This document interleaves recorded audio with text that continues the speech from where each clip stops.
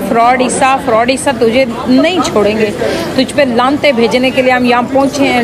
London जाना काजी फायज ईसा को महंगा पड़ गया। ओवरसीज पाकिस्तानियों ने इमरान खान और पाकिस्तान से मोहब्बत का हक अदा कर दिया हुआ है और लोग हमसे किस कदर नफरत करते हैं। और साथ ही सरीना काजी ने 4 साल इश्तिहारी रहने वाले नवाज शरीफ और इसके साथ जर्नैलों के बीच चित्रोल कर दी और इमरान खान की तारीफें करते हुए कहा कि इज्जत और जिल्लत अल्लाह के हाथ में है। आज हम पूरी दुनिया में जलील और रुस्वा हो रहे हैं क्योंकि हम लोग कहीं भी मुंह दिखाने के काबिल नहीं रहे। कल से सोशल मीडिया पर ये खान साहब के अपने लफ्ज हैं कि वो इस वक्त एक पिंजरे में है, एक 6 बाय 8 फुट का पिंजरा जिसमें से रोज खान साहब को सिर्फ 1.5 घंटे के लिए बाहर निकाला जाता है।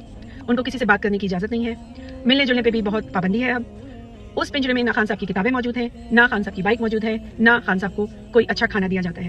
पहले भी वैसे कोई अच्छा खाना नहीं दिया जाता था जो आपको झूठी खबरें देते थे, तो अब जो खाना दिया जा रहा है उसकी वजह से खान साहब की तबीयत बहुत खराब रहती है, उनको बहुत उल्टियां भी आती है। तो आपको समझ आ रही है ये लोग किस सब जाने, ये आपका इम्तिहान ले रहे हैं आहिस्ता आहिस्ता कि ये है आपकी डेडलाइन, देखिए हम क्या क्या करके दिखाते हैं आपको। आज उस औरत ने जो कब्जा करके बैठी हुई है पंजाब पे लोगों के वोट चुरा के, आज उसने धमकियां भी दी है और उसकी धमकियां बहुत खतरनाक है। हमें पता है कि उसकी धमकियों के अंजाम में हमने कितने प्यारे खोए हैं अपने। आप अरशद शरीफ को तो नहीं भूले होंगे ना, आपको जिले शाह भी याद होगा। तो आज ये औरत धमकियां दे रही है खान साहब के लिए।